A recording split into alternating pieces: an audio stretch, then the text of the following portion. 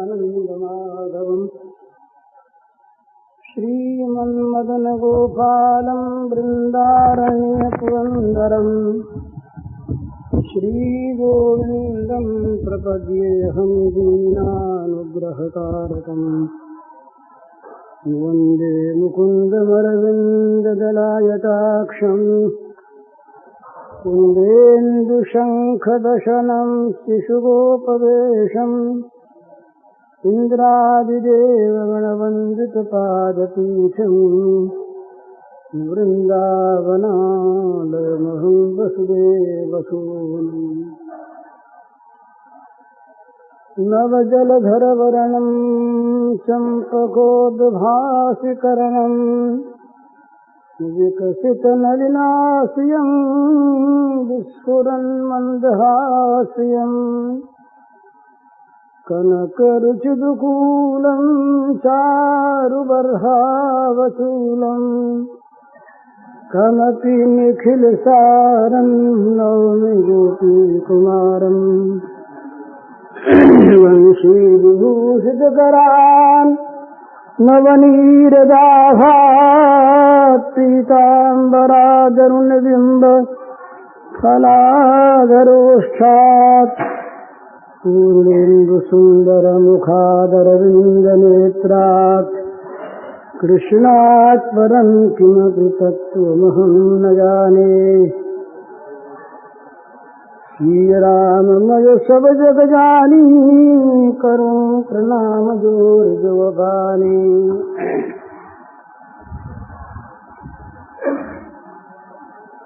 श्री चैतन्य महाप्रभु ने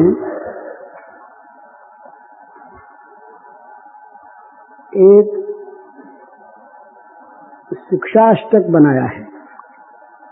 उन्होंने ग्रंथों की रचना नहीं की, वो केवल साधनामय जीवन में रहे और यही साधक का और प्रचारक का अंतर है।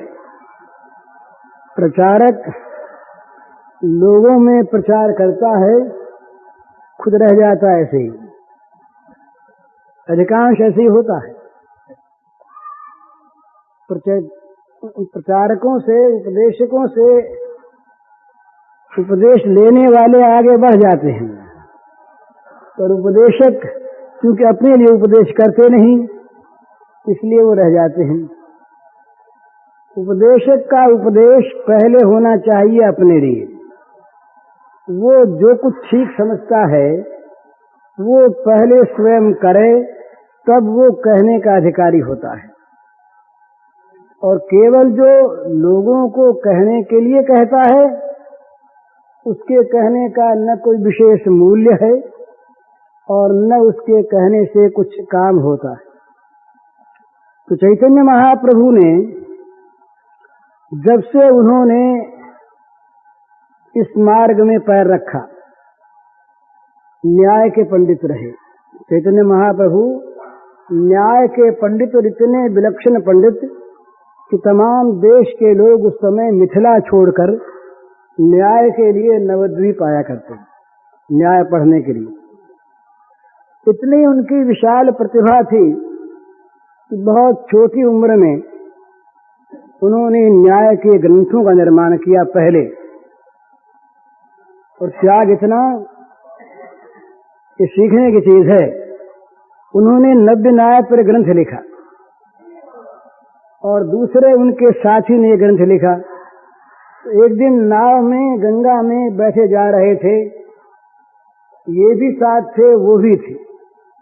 तो इन्होंने वो ग्रंथ लिखा था, वो इनके हाथ में था, चैतन्य महाप्रभु के, और ये पढ़ के सुनाने लगे। तो जो दूसरे पंडित थे जिन्होंने ग्रंथ लिखा था, वो पढ़ सुनते रोने लगे। तो इन्होंने कहा रोते क्यों हैं? तो उन्होंने कहा महाराज रोऊं क्या, इस ग्रंथ के सामने मेरे ग्रंथ को कौन देखेगा। महाप्रभु निमाई पंडित बोले रघुनाथ रो मत, इस ग्रंथ में कौन सी चीज है? बोले ये ऐसा ग्रंथ है, इसके सामने मुझे कोई पूछेगा नहीं। बोले यही बात? बोले यही। ग्रंथ उठाया और पन्ने गंगा में बहा दिया। धनी धन का त्याग कर दे सकता है, परंतु लेखक सिद्धांत का प्रतिपादन करने वाला कोई सिद्धांती अपने ग्रंथ को गंगा में बहा दे, ये बहुत बड़ा त्याग। इतने बड़े महाप्रभु त्यागी थे। ये जब गया जी गए, तो गया जी से जब लौट कर आए तो पलट गए। पाठशाला में बैठे न्याय के महान पंडित, बड़े बड़े विद्वान उनके पास पढ़ने को आते थे।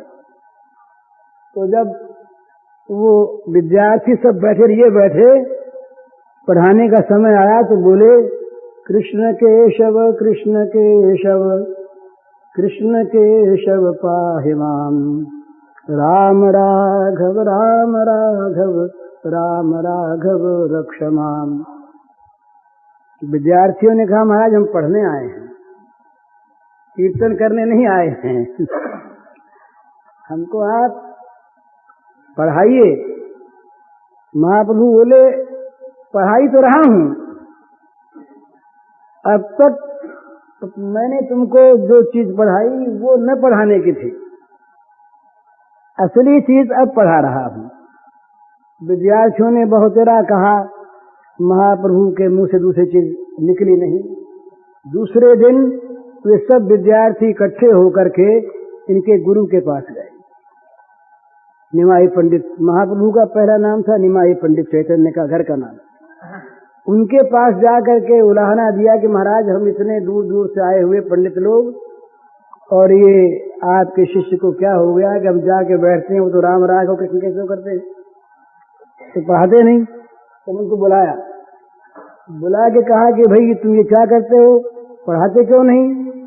तो बोले, महाराज क्या करने, मैं तो पढ़ाना ही चाहता हूँ, पर मेरे मुंह से कुछ निकलता नहीं। और तो कहा, अच्छा अब पढ़ाया करूँगा, अच्छा चेष्टा करूँगा। लौट ही आए। फिर विद्यार्थी सामने गए, वहां तो वही राम राघव कृष्ण केशव। तो विद्यार्थियों ने आशा छोड़ दी।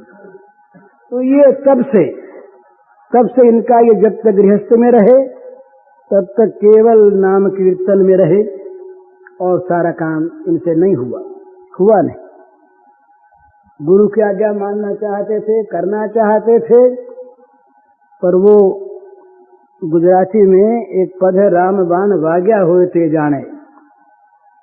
ध्रुव ने वाग्या, प्रहलाद ने वाग्या, लाग्या ठहरे ठिकाने, राम बाण वाग्या होए ते जाने। राम का बाण जिसके हृदय में लगा हो उसको पता है राम बाण कैसा होता है। हम लोग कहते हैं 30-30 साल हो गए साधन करते और अब तक कुछ हुआ नहीं। सच्ची बात ये, क्षमा कीजिएगा, साधन किया कहाँ? साधन तो हम दिन भर करते हैं, इसके विपरीत घड़ी आज घड़ी पोथी लेकर के बैठ गए और दिन भर उसके विपरीत आचरण किया, ये साधन थोड़े ही है। 30 साल तक साधन करने की आवश्यकता नहीं, पर साधन में लगन होनी चाहिए, साधन में ये बुद्धि होनी चाहिए कि यही हमारे करने की चीज है। जैसे धन कमाता आदमी, धन कमाने में न तो किसी शिक्षा की आवश्यकता, न उपदेश की आवश्यकता, न नियम की आवश्यकता कि इतना धन कमाया करो, इतना नाम जप किया करो, नियम लेते हैं। वो तो अपने आप बिना कहे बिना सुने, क्योंकि उसे धन की इच्छा है और वो धन कमाना चाहता है, लगन से लगता है, अपने आप बिना कहे लगता है। इसी प्रकार जब भगवान की लगन लग जाती है, जब भगवान की ओर जीवन की गति हो जाती है, तो जीवन फिर दूसरी ओर जाए कैसे? जब गति उनकी ओर है, जब जीवन की गति भगवान की ओर है, तो दूसरी ओर जीवन जा नहीं सकता। जाता है तो जीवन की गति भगवान की ओर नहीं। एक बार की बात है, काशी में मणिकर्णिका घाट पर, ये जेठ के महीने के बाद और शुक्ल पक्ष था, चांदनी रात, तो कुछ लोगों के मन में आए कि चलो चांदनी रात में नाव पर बैठ करके और प्रयाग जाएंगे। तो मणिकर्णिका पर नाव भाड़े की और नाव में सवार हो गए। अब काशी में तो घुटती है ना जरा भांग, भांग उसको भांग नहीं कहते, उसके अलग अलग नाम हैं। काशी में भांग का पहले बहुत था, अब कम है। तो भांग पिए हुए थे, बैठने वाले भी और केवट भी, हाँकने वो नाव चलाने वाले भी। तो सब बैठ गए, बोले नाव हाँको, हम बस नाव चलाने लगे। चलाते चलाते सवेरा हो गया, सो गए, नींद आ गई थी। सवेरे जब नशा उशा उतरा जागे, तब बोले अरे ये नाव तो मणिकर्णिका के पास बड़ी खड़ी है, तो गई नहीं क्या? तुम लोगों ने डांड नहीं चलाया?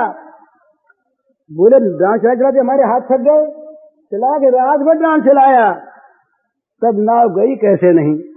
तो देखा तो रास्ता बंधा था वैसे ही, तो रास्ता खोला नहीं, डांड चलाते रहे तो नाव आगे बढ़े कैसे? इसी प्रकार हम लोगों ने साधना की, कहाँ रास्ता बंधा ही है। रास्ता बंधा रखकर और कहते हैं भगवान हमको मिले नहीं। अरे भगवान के लिए तुमने रास्ता कहाँ खोला?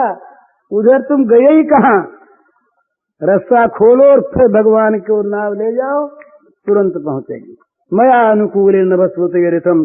भगवान ने कहा यह नैया ऐसी है, प्लवम सुकल्पम, सुकल्पम प्लवम, ये बड़ी सुंदर सुगढ़ नैया है, बड़ी अच्छी नैया है, ये बहुत जल्दी जाएगी। और अनुकूल हवा, मया अनुकूल नभस्वते रितम, मेरी कृपा रूपी अनुकूल हवा।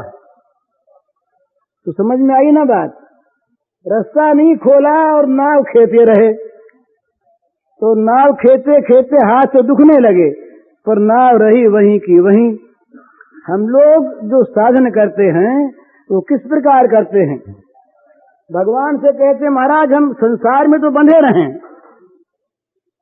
ये संसार हमारा टूटे उठे नहीं, और संसार में रहते संसार के साथ साथ आप भी आ मिलें। अब भगवान में एक दोष है भला, भगवान को दूसरा सुहाता नहीं। वो कहते भी हमसे मिलना हो तो अकेले में आओ, और अकेले आओ, हम अकेले हों तब आओ, और जब आओ तो दूसरे को साथ लेके मत आओ, अकेले में आओ। माम एकम शरणम ब्रज अनन्या चिंतयन्तो माम। 10-20 चीज को साथ लेके आओगे तो भैया हमारे यहाँ जगह नहीं है, और हमारे पास 10-20 को बैठा के मिलना चाहोगे तो 10-20 के साथ जैसे मिलना होगा वैसे होगा, अंतरंग मिलना होगा नहीं। अंतरंग मिलना हो तो अकेले में आओ भाई, और अकेले आओ। माम एकम शरणम ब्रज। तो हम लोग क्या करते हैं, जगत ज्यों का जो बना रहे, जगत की आसक्ति भी बनी रहे, जगत की ममता भी बनी रहे, और जैसे घर में मोटर गाड़ी है ऐसे आप भी आके रह जाए। मोटर भी रहती है, आदमी भी रहते हैं, नौकर भी रहता है, मुनीम भी रहता है, तस्वीर भी रहती है, ऐसे आप भी रह जाए, एक कोने में आप भी बैठे रहें। तो भगवान कहते हैं भैया हम तो ये सब कुछ लेके आएंगे, या तो इन सब को रखो और या हमको रखो। तो इसीलिए जो हम कहते हैं ना कि 30-30 साल साधन करते हुए कुछ हुआ नहीं, वो हो कैसे? रास्ता जो बंधा है वहीं पर। मन तो आसक्त हमारा संसार में, और संसार को छोड़ना हम चाहते नहीं, भगवान से अपने मन के अनुकूल काम करवाना चाहते हैं। इसीलिए न जगत बनता है न भगवान आते। तो ये चैतन्य महाप्रभु ने जब से इस चीज को समझा तब से उनका जगत छूट गया। और एक बात और, जगत छोड़ना नहीं पड़ता भला, एक बात और ध्यान में रखने की है, छोड़ना नहीं पड़ता, वो ऐसा आकर्षण है, वो इस प्रकार की एक मनोहर झांकी है कि वो अगर कभी किसी के आंखों में आ जाए, कभी तो जगत में रस रहता नहीं, जगत अपने आप छूट जाता है। इसकी ओर देखने को मन नहीं चलता जिसने उसको देखा। तो जिसने उसको देखा, बड़े भारी वेदांत के महान पंडित मुसलिम स्वामी, और एक दिन जरा सा देख लिया, जरा सा श्री कृष्ण नजर में आ गए। कैसे महान विद्वान, जिन्होंने ग्रंथ लिखा है अद्वैत सिद्धि, इतने बड़े महान विद्वान वेदांत के, एक दिन नजर के सामने जरा से आ गए श्री कृष्ण। लुट गए वो तो वहीं पर, लुट गए महाराज। बोले कोई तत्व की बात कहो, बोले अच्छा सारा तत्व भूल गया। वंशी विभूषित करात नवनीरदाभात पीतांबरादरुण बिंब फलाधरोष्ठात पूर्णेन्दु सुंदर मुखात अरविंद नेत्रात कृष्णात परम किमपि तत्वमहं न जाने। भूल गए। अद्वैत बीठी पथिकैरुपास्या स्वाराज सिंहासन लब्ध दीक्षा शठेन केनापि वयम हठेन दासी कृता गोपवधू विठेन। ये गोपियों के पीछे पीछे फिरने वाले अहीर के छोरे। जादू हो गया। मैं था कैसा? अद्वैत बीथी पथिक रूपास्या। अद्वैत के मार्ग पर चलने वाले लोग मुझे पूछते थे, मेरे पास आ करके ज्ञान प्राप्त करते थे। स्वराज सिंहासन पर दीक्षा उपलब्ध हो गई थी। ऐसा मैं शठेन के नापी हठेन, किसी शठ के द्वारा, ये शठ करने में आपत्ति नहीं श्री कृष्ण को, किसी शठ के द्वारा हर लिया गया और मैं उसने मुझे अपना दास बना दिया। तो ये जब इस प्रकार की स्थिति होती है महाराज, फिर क्या जगत सूझता है क्या? वेदांत की परिष्ठा अगर ठीक हो जाए, अगर नित्यानित्य वस्तु का विचार ठीक हो जाए, और नित्यानित्य वस्तु का विचार होने के बाद यदि वैराग्य वास्तव में प्राप्त हो जाए और षट संपत्ति आ जाए और मोक्ष की तीव्र इच्छा पैदा हो जाए, तो क्या संसार की ओर जा सकता है? वो जाता है तो भाई वो झूठा वैराग्य, झूठा वेदांत है और झूठा प्रेम है, दोनों ही चीज। जब ये बात संसार समझ में आ गई कि ये संसार असत है, अनित्य है, दुखमय है, इसमें कहीं सुख नहीं, नित्यता नहीं, सत्ता नहीं, तो इससे क्या विराग हुए बिना रहेगा? और विराग होने पर क्या मन इंद्रियों के वश में आदमी रहेगा? और ये संपत्ति प्राप्त हो जाने पर क्या उसको मोक्ष की तीव्र इच्छा नहीं होगी? और मोक्ष की तीव्र इच्छा में क्या ये संसार का आकर्षण रहेगा? नहीं। इसी प्रकार प्रेम में, भगवत प्रेम में भगवान का सौंदर्य, भगवान का माधुर्य जब किसी के ध्यान में आ जाता है, उसके बाद क्या वो रह सकता है प्रेम? नहीं रह सकता। वो पद वाली किताब है किसी के पास, वो नहीं रह सकता। तो क्या बात है, उस झांकी की ओर हमने झांका नहीं।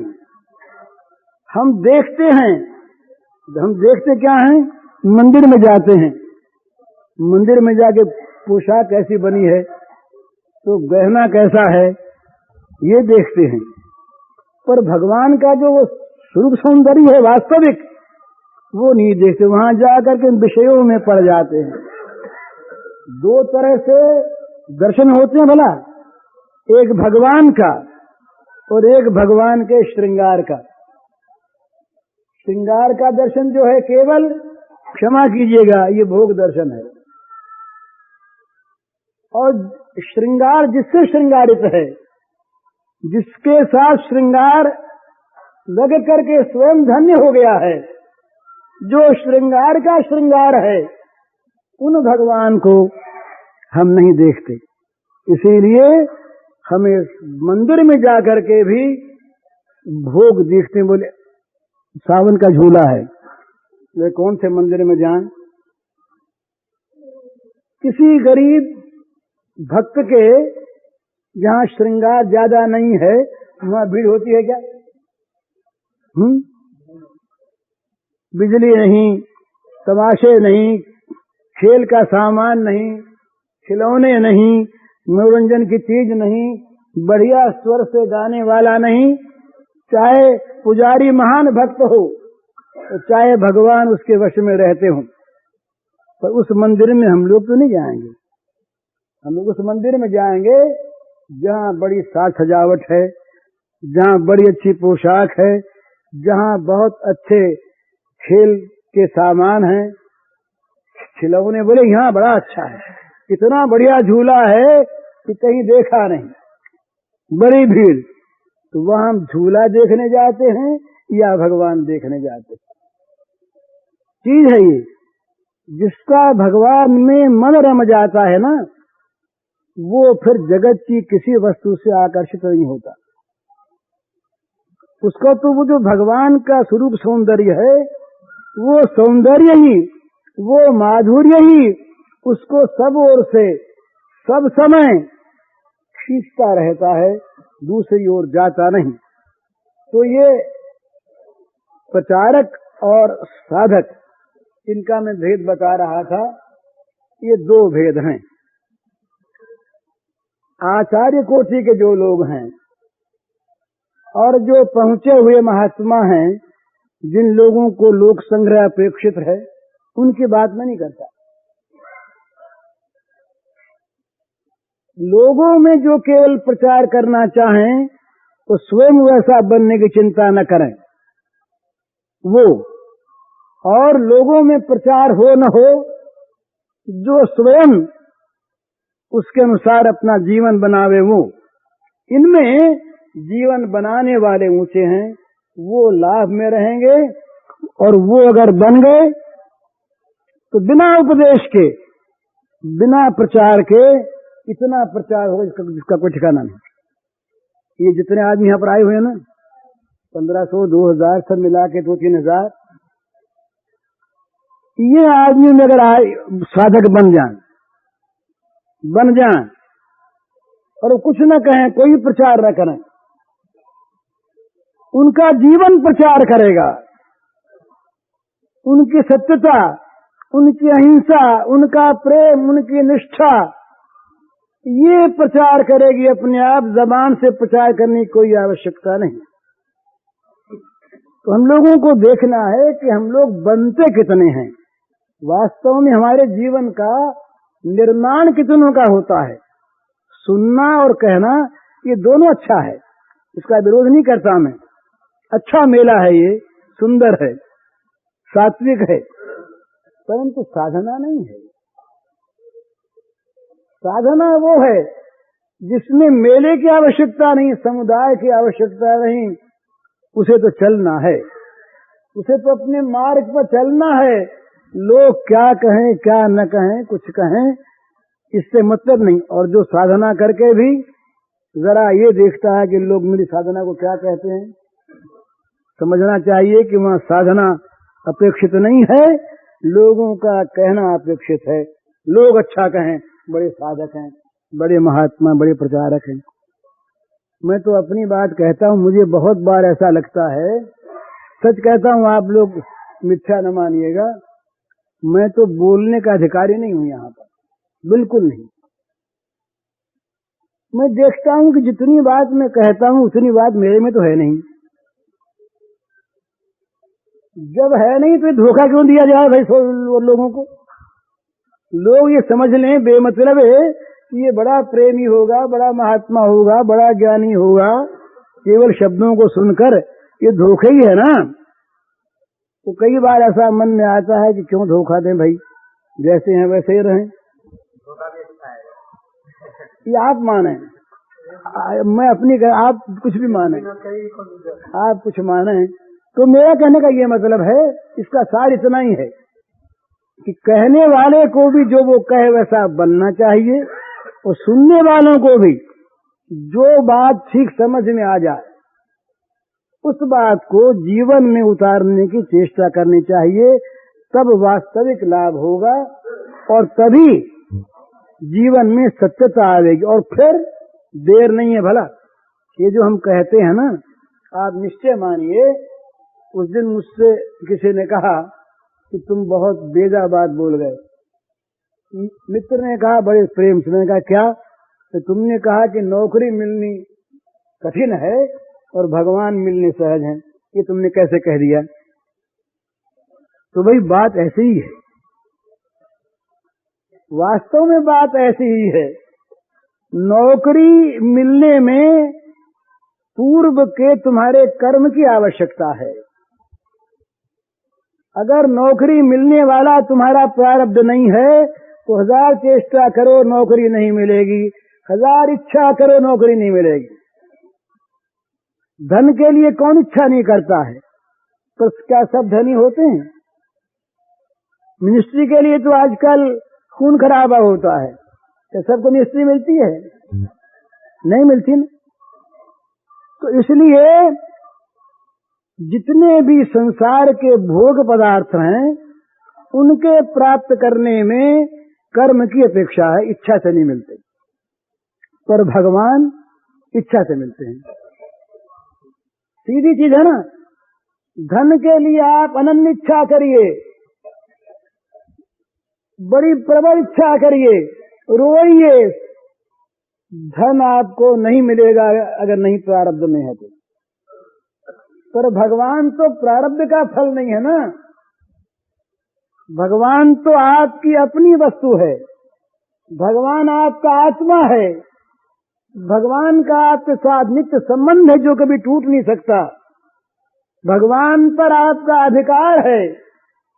भगवान को आप जब चाहें तब देख सकते हैं, मिल सकते हैं, प्राप्त कर सकते हैं, बशर्ते कि आपकी चाह देखने की हो, आपकी चाह मिलने की हो, आपकी चाह उनके साथ संबंध जोड़ने की हो। भगवान चाह से मिलते, चाह से मिलते। इसलिए भगवान का मिलना सहज है।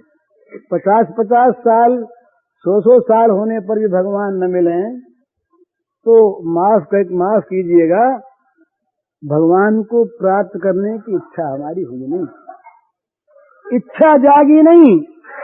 इच्छा यदि जाग जाए तो महाराज वेदांत की दृष्टि से तो ब्रह्म यहाँ पर नित्य वर्तमान है, और प्रेम की दृष्टि से भगवान इतना अपने बन जाते हैं कि कोई ठिकाना नहीं उनका, वो कितना अपने बनते हैं।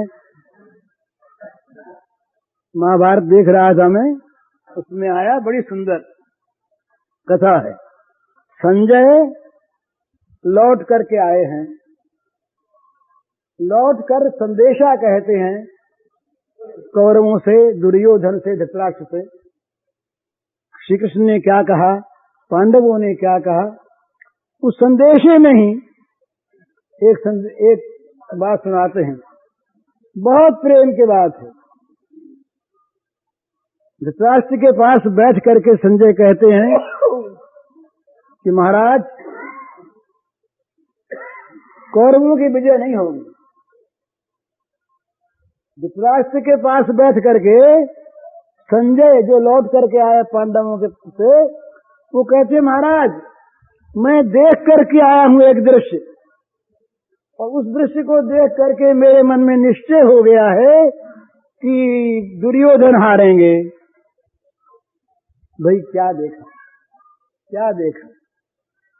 तो कहा मैं संदेश सुनाने के लिए मुझ पर बड़ी कृपा श्री कृष्ण की है, बड़ी कृपा मुझ पर अर्जुन की है कि उनके अंतःपुर में, भीतर के महल में मैं जा सकता हूं। मुझे ये आज्ञा मिली हुई है। जिस महल में नहीं जा सकता अभिमन्यु, जिस महल में नहीं जा सकता नकुल सहदेव, जिस महल में नहीं जा सकता प्रद्युम्न, उस महल में मेरे जाने की इजाजत है। तो मैं सीधा महल में चला गया। महल में मैंने एक झांकी देखी। वो लिखता है कि महल में गया कैसे मैं, ऐसा लिखा महाभारत में। अंतःपुर है, किसी भी स्त्री की ओर दृष्टि न चली जाए, रानी की ओर, महारानी की ओर। डरता हुआ मैं अपने अंगुलियों की ओर देखता हुआ महल में पहुंचा। वहां जाके मैंने जो झांकी देखी, एक बार डर गया मैं, दंग रह गया। क्या किए, मैंने क्या देखा, एक सुंदर आसन है। उस आसन पर श्री कृष्ण पैर फैलाए बैठे हैं। सामने अर्जुन बैठा है, पैर नीचे किए। अर्जुन की गोद में श्री कृष्ण के दोनों पैर हैं। इस झांकी का ध्यान कीजिए। अर्जुन अलग बैठे हैं और यूं भगवान ने दोनों पैर कर रखे हैं, लेते हैं भगवान। भगवान के दोनों पैर अर्जुन की गोद में हैं और अर्जुन के पैर नीचे लटक रहे हैं। और नीचे दो चौकियों पर, एक पर महारानी सत्यभामा जी बैठी हैं, द्रौपदी जी बैठी है। अर्जुन का एक पैर द्रौपदी जी के गोद में है और दूसरा पैर सत्यभामा जी के गोद में। जब मैंने ये देखा, इतना इनका एक आत्म, इतनी इनकी आपस की पवित्र प्रेम की भावना, तब मैंने सोच लिया कि अब कौरव नहीं जीतेंगे। जहां श्री कृष्ण का इतना आत्मीय है, इतना आत्मीय है। मैं खड़ा रह गया तो मुझको पैर से ही श्री कृष्ण ने, एक सोने का आसन था, चौकी, वो दे दी, बैठ जाओ। मैं चौकी के हाथ लगाकर हाथ जोड़ के नीचे बैठ गया। संजय कहता है वहां मैंने भगवान संदेशा का, उन्होंने जो कुछ कहा ये कहा। तो ये भगवान इतना अपने हो जाते।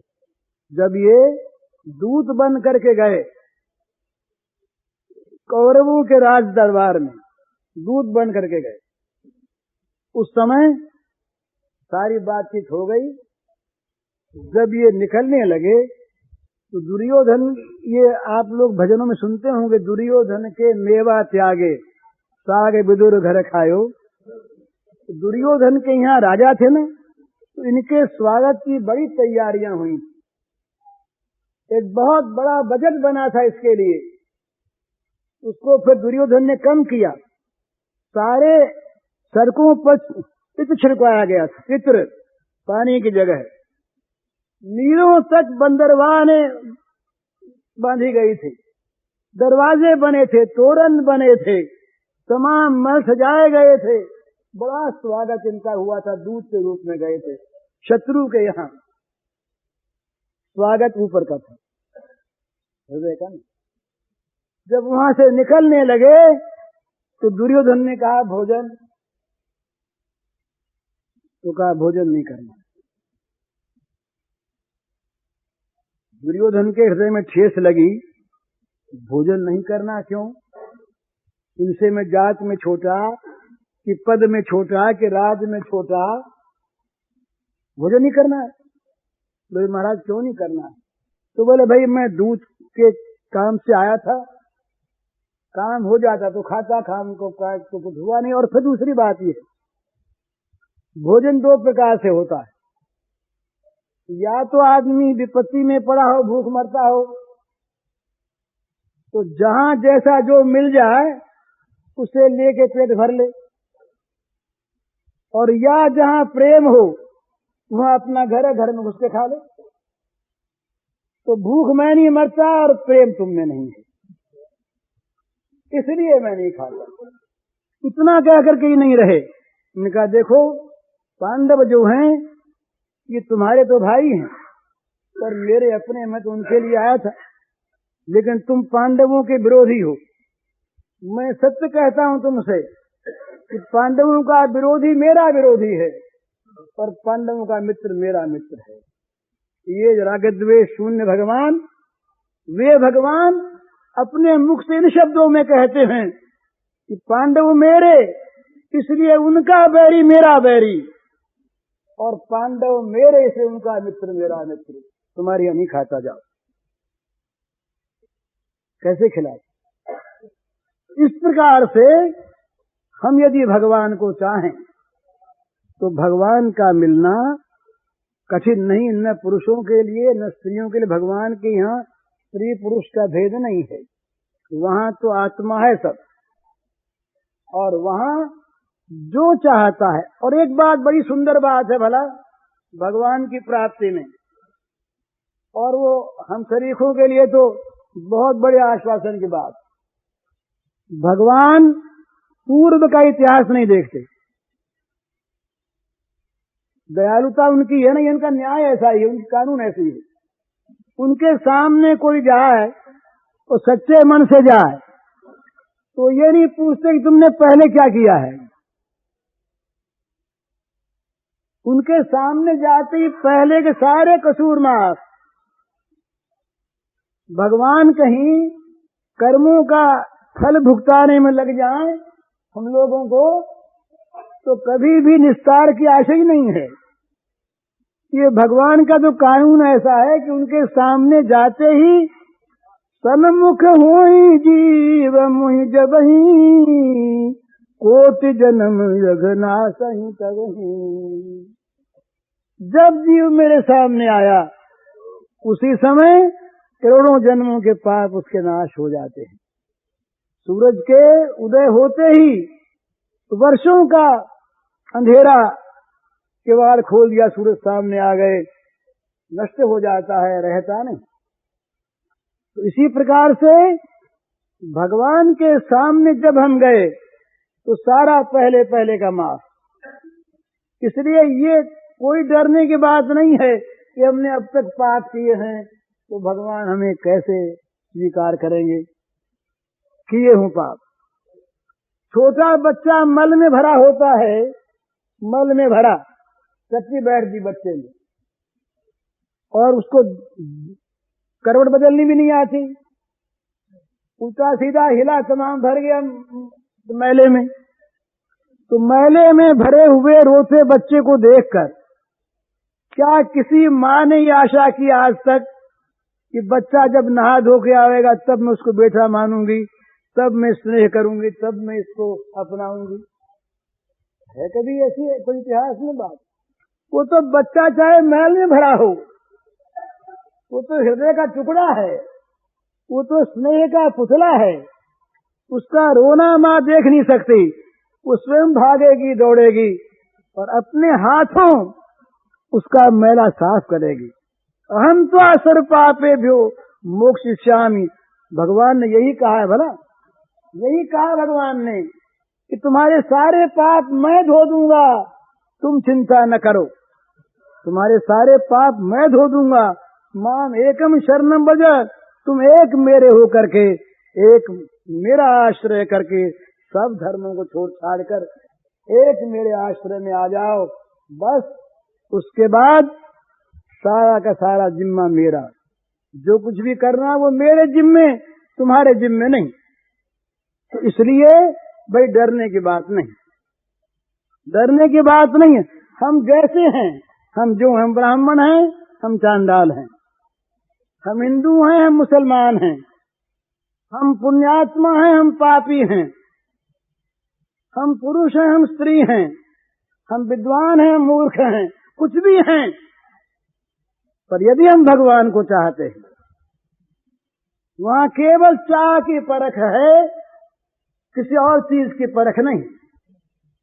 चाह में अगर व्यभिचार है, चाह में अगर गड़बड़ है, तब तो भगवान जरा हटे रहेंगे और भगवान देख लेंगे अब तो बस मेरे लिए ही ये आ गया है और मुझी को चाहता है।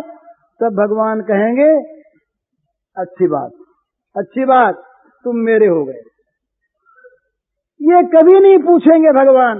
आज तक भगवान ने किसी भक्त से नहीं पूछा कि तुमने पहले क्या किया था भाई, तुम कहाँ रहे थे, तुमने पुण्य किया था कि पाप किया था।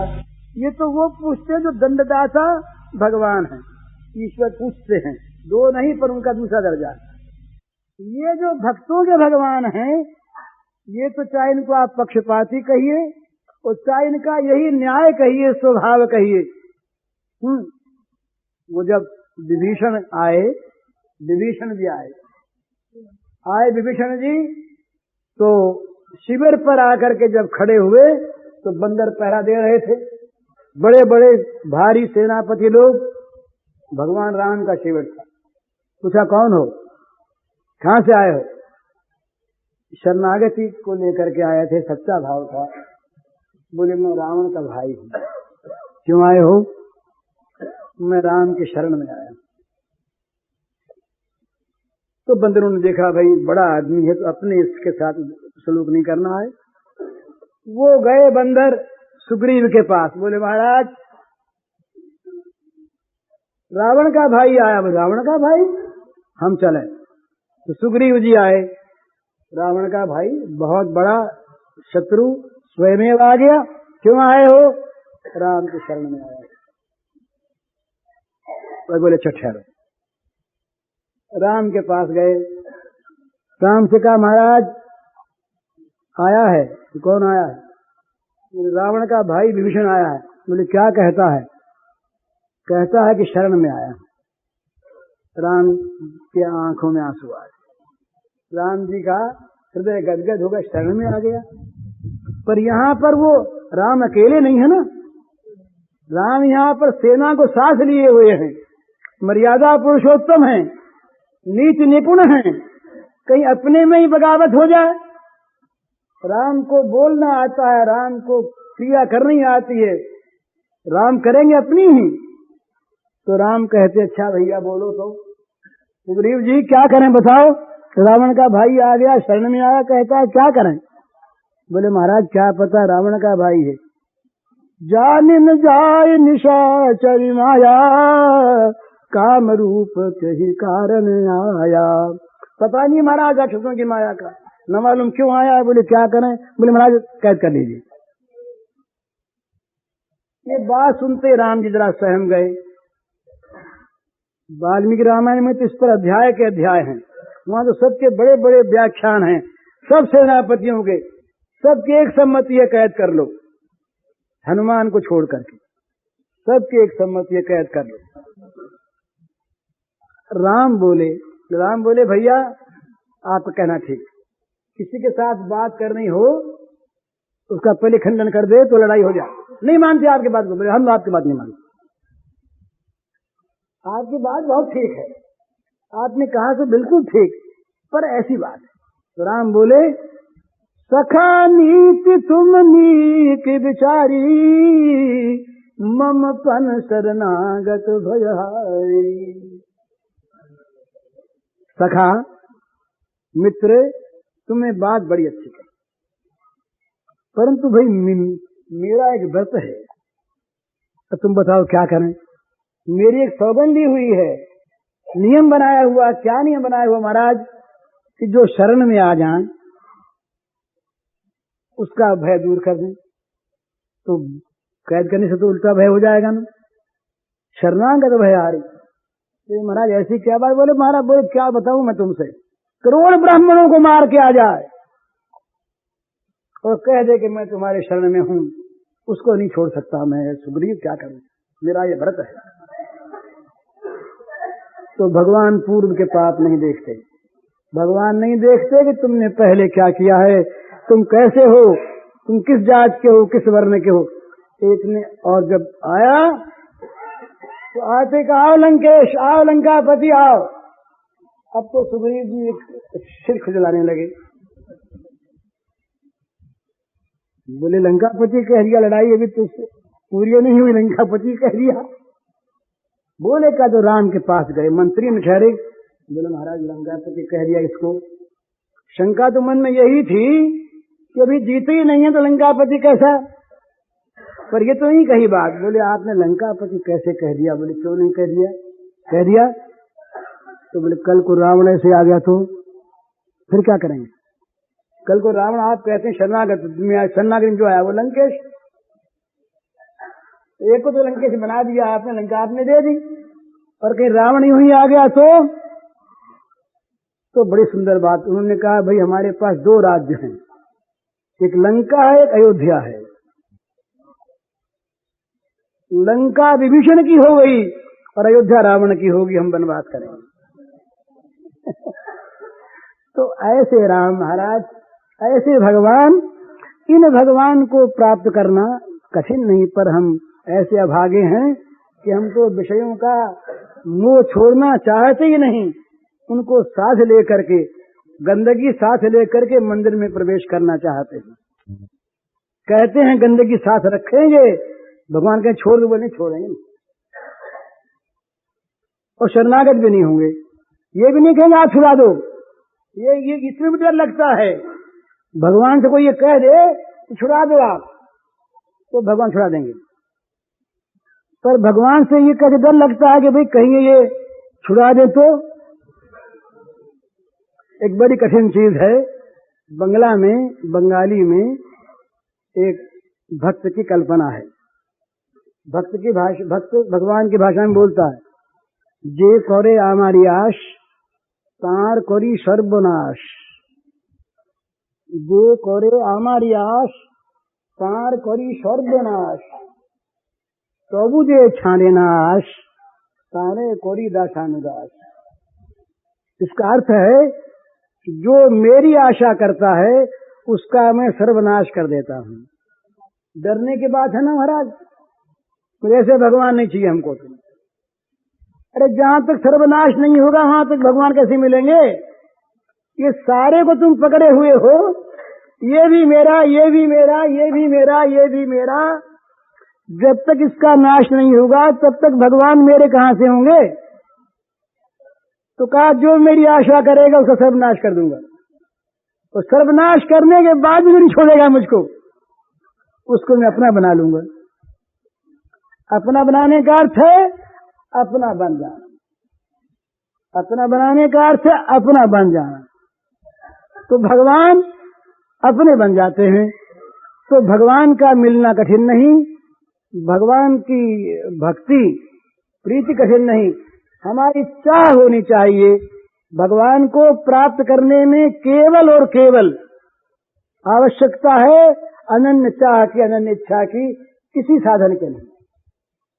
सारे साधन भगवान अपने आप जुटा देंगे, आप केवल अनन्य इच्छा करेंगे। नाथ तुम्हारे सिवा कुछ नहीं चाहिए, बस तुम ही चाहिए, तुम्हारी इच्छा है, तुम मिलो। इससे भी उत्तम है कि अपनी चाह बिल्कुल छोड़ करके ये कह दो कि भगवान मैं अपने को तुम्हारी चाह पर छोड़ता हूं, तुम जो चाहो सो करो। मेरी चाह अगर तुम्हारी चाह के विपरीत हो उसे कभी पूरा मत करना। तुम्हारी चाह पूरी हो उसी वक्त भगवान चाहेंगे कि मैं मिल लूं। ये भगवान के मन में मिलने की उत्कंठा उत्पन्न हो जाएगी अगर हम भगवान को ठीक ठिकाने से, सच्चे मन से, यथार्थ रूप में चाहेंगे। जिसने भगवान को चाहा उन्होंने पाया। और पाया कैसे? चाह का अर्थ यही है कि दूसरी सारी चाह उस चाह में खत्म हो जाए। दूसरी सारी चाहों का उस चाह में पर्यवसान हो जाए और चाह रहे नहीं, एक चाह रहे, एक चाह, एक चाह, एक श्री कृष्ण के सिवा, राम के सिवा, राघव के सिवा, ब्रह्म के सिवा कुछ भी उनका नाम रख दें, कोई आपत्ति नहीं। वही राम है, वही कृष्ण है, वही ईश्वर है, वही ब्रह्म है, देवी, दुर्गा, खुदा, अल्लाह, गॉड, जो कुछ है वही है, एक, दूसरे नहीं। और फिर एक दूसरी बात और है, वो बड़े मजे की बात है, वो ये है आप जब चाहेंगे तब आपको मिलेंगे, एक बात। आपके पूर्व का इतिहास नहीं देखेंगे, दूसरी बात। और तीसरी बात बड़े मजे की, आप जो बना के मिलना चाहेंगे वो वैसे मिल जाएंगे। बाप बना लें, बेटा बना लें, पुत्र बना लें, नौकर बना लें, भाई बना लें, मित्र बना लें, पति बना लें, स्वामी बना लें, जो बना लें। आप हम इस रूप में मिलना चाहते हैं, आपसे वो इसी रूप में तैयार। जिसने जिस रूप में चाहा उसने उसी रूप में पाया। परंतु वो चाह होनी चाहिए एकांत, चाह होनी चाहिए अनन्य, और चाह होनी चाहिए सच्ची। चाह में अगर गड़बड़ी है तो भगवान उस गड़बड़ी को पहचान लेते। तो चैतन्य महाप्रभु का मैं एक श्लोक कहना चाहता था आरंभ में, उसकी भूमिका ही हुई है तो अभी तक। उस भगवान की चाह के लिए कैसा बनना चाहिए आदमी को, स्वाभाविक। तो उन्होंने 3 बात कही। भाई मेरा नित्य स्मरण करे, 9 बज गए क्या? 3 बात कही तो लंबा व्याख्यान है। तनादब सुनिए चेन करो रिव सहिष्णुना अमानिना मानदेना कीर्तनीय सदा हरि। वो साधक कैसा होना चाहिए? अपने को एक तिनके से भी छोटा समझे, इतना दीन हो। भगवान को दैन्य प्रिय है वह, अभिमान से बड़ा द्वेष। भगवान में राग द्वेष नहीं, पर अभिमान से द्वेष है। और दैन्य बड़ा दैन्य प्रियत्वाच्च, ये सूत्र है नारद जी का। भगवान को दीनता बड़ी पाई, कहीं अति दीन प्यारे, बिरद हेतु पुनीत परिहरि पामर न पर प्रीति। ऐसे राम दीन हितकारी, दीन भगवान को बड़े प्रिय, तो अपने में दैन्य करे, अभिमान का नाश करे।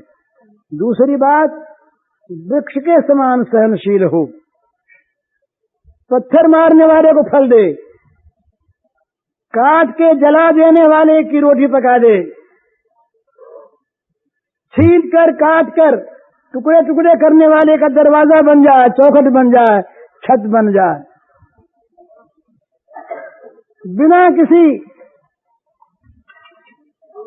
भेद के सबको छाया दे, जात पात का भेद कुछ न माने।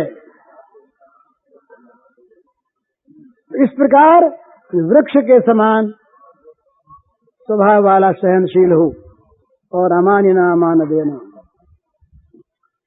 सबसे बड़ी आफत की चीज जो है ना, सबसे बड़ी आफत की चीज जो बड़ी प्यारी लगती है, हम तो अपनी कहते मारते, तो वो है मान बढ़ाई। तुलसीदास जी महाराज ने सुगति सुमति सन्मति रिद्धि सिद्धि के बाद बड़ाई का नाम लिया है। विपुल बड़ाई, बड़ाई बड़ी प्यारी। घर छोड़ दिया, सन्यासी हो गए स्वामी जी, इन पर नहीं कहता है, पर इन्हीं पर सही।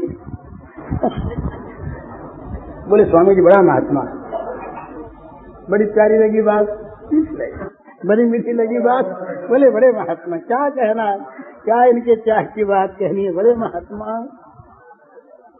अगर ये प्यारी लगने लगी तो सारा महात्मा मन काफूर हो जाए, रहेगा नहीं। पर बड़ी प्यारी लगती है बात, बड़ी प्यारी। एक महात्मा रहे, एक महात्मा रहे, बूढ़े महात्मा एक थे, जंगल में रहते थे।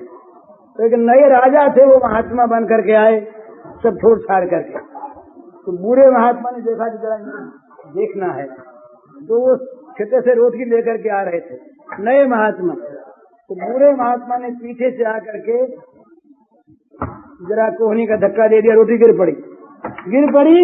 तो उन्होंने बड़े प्रेम से बिना किसी प्रकार का क्षोभ के रोटी उठा ली और फिर चल दिए। ये फिर पीछे गए, फिर धक्का दिया, फिर रोटी गिरी। अब की वो नए महात्मा ने रोटी तो उठा ली, जरा हंसे, फिर आगे बढ़ गए। तीसरी बार फिर रोटी गिरा दी, तब हंस के खड़े हो गए, हाथ जोड़ ली।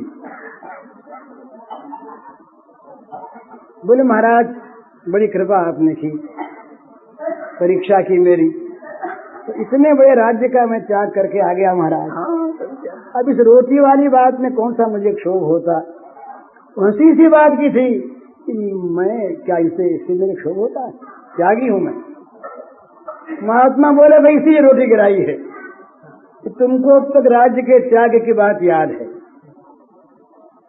इतना बार राज्य त्याग करके मैं आ गया, ये तुम अपने मन में याद रखते हो, तो यही सुनना भी चाहोगे कि कितना बड़ा त्यागी है, इतना राज्य त्याग करके आ गया। भी राज्य का जब तक तुम्हारे मन में महत्व बना है तब तक राज्य का त्याग कहाँ हुआ? त्याग तो हुआ नहीं। इस त्याग का भी त्याग कर दो तब तुम त्याग। तो सबसे बड़ी चीज ये मान की जो है, तो अमानी ना अमान देना। चैतन्य महाप्रभु कहते हैं कि अपने को एक राह के तिनके से छोटा समझो। राह का तिनका, कोई ठोकर मार दे, कोई ठोकर मार दे, सबके सहता है, कुछ कहता नहीं, प्रतिवाद नहीं करता। और वृक्ष के समान, वृक्ष में महाराज तीन चीज ऐसी है, वृक्ष को काट के जला दो तो रोटी पका देगा, हवन कर देगा, यहां तक कि तुम्हारे गंदे शव को जला देगा। जल करके तुम्हारी गंदगी मिटा देगा, जल करके तुम्हें भोजन दे देगा, जल करके तुम्हारे यज्ञ को संपन्न करा देगा। एक बात। दूसरी बात, उसको चीर लो, जरा जरा एक एक उसका बट्टा बट्टा चीर डालो। कहीं वो आपकी चौखट बन जाएगा, कहीं किवाड़ बन जाएगा, कहीं मकान की छत बन जाएगा, आपके रहने लायक चीज बना देगा। अपना सर्वस्व दे करके, अंग चिरवा कर, और पके आम हैं, उठाया पत्थर फेंका, चोट तो लगी उसको, और उसने बदले में मीठा रसीला रस भरा आम दे दिया। ये वृक्ष के समान सहनशील बनो तो क्या होगा? तब तुम भगवान का नाम लेने योग्य हो जाओगे। अथवा इन तीनों बातों को साथ करते हुए भगवान का नाम लो। ये बात। अब एक वो पद की बात थी, एक पद सुना दें, वो भी कीर्तन का अंगे है।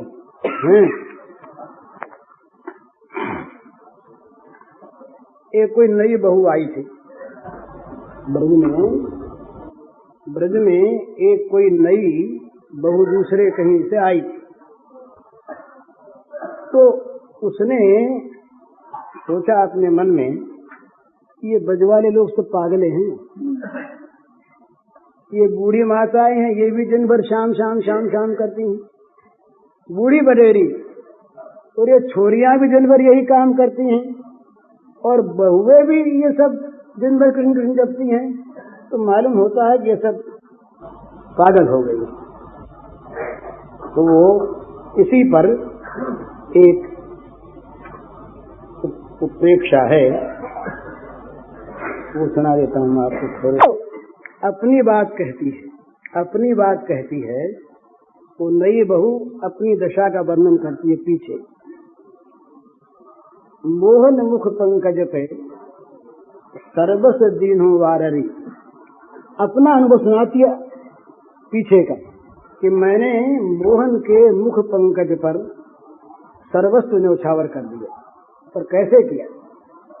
मैं जब आई तो ननद कही मोते अति स्नेह सो भाभी सुन, ननद कही मोते अति नेह सो भाभी सुन, एक बात मेरी तू मनते लय मानरी, निरख ले मोहन को मोहन मुखारविंद, एक बार नैन भरी तजके गुमान रे।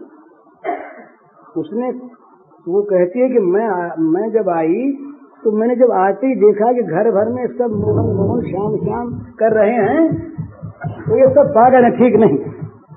तो ननद मेरे पास, छोटी सी मेरी ननदिया थी, वो नई भाभी आई तो मेरे पास आकर के बोली, ननद कही मोते अति नेह सुन, बड़े प्रेम से कहा भाभी सुन, एक बात मेरी तू मनते ले मान रही, मन से मान ले। क्या मान ले? निरख ले मोहन को मोहन मुखारविंद, एक बार तू मेरे कहने से ही मोहन का मोहन मुख कमल देख ले, भली भांति देख ले। एक बार नैन भरी तजके गुमानरी, ये जो गुमान कर रही है अपने मन में कि मैं क्या देखूं, इस गुमान को छोड़ के एक बार तू आंख भर के देख तो ले। गर्भ भरी हूं हठीली नहीं मानी बात, मैं तो गर्भ में भरी हुई थी, बड़ा हट था, मैंने नहीं बात मानी। कहो दुत्कार ब्रज नारी भूली भानरी, मैंने दुत्कार कह दिया ननद से, ये सब ब्रज की स्त्रियां जो हैं ये सब पागल हो गई, भान भूल गई। नंद के नेक से छोरा पे तज देनी, सारी मर्यादा लोक लाज कुल का नरी। नंद का ये जरा सा छोरा इस छोरे पर ब्रज के इन सब लोगों ने और मर्यादा छोड़ दी, रुगला छोड़ दी, कुलकान छोड़ दी, ये तो बात है। मैंने फटका दिया ननद को। ननद सुनी बात मेरी, हंस के दिन ही कारी। ननद तो जानती थी ये खाली बख्ती ही है, तो समझी के मानेंगे भी नहीं, तो हंस के बात टाल। फिर कहती है, यही अपना अनुभव सुनाती है कि ननद को डांट मानो गढ़ जीती आई मैं, गर्भ में भरी जाए लागी गृह कामरी। ननद को डांट करके मैंने समझा कि मैंने गढ़ जीत लिया, मैं नहीं देखूंगी उसको, और घर के काम में लग गए। परंतु हुआ क्या, मन ना ही माने, मनाए हारी बार बार, पल पल में याद आवे मोहन प्रिय। पूज्य श्री भाई जी के इस प्रवचन का शीर्षक है सच्चे साधक का स्वरूप।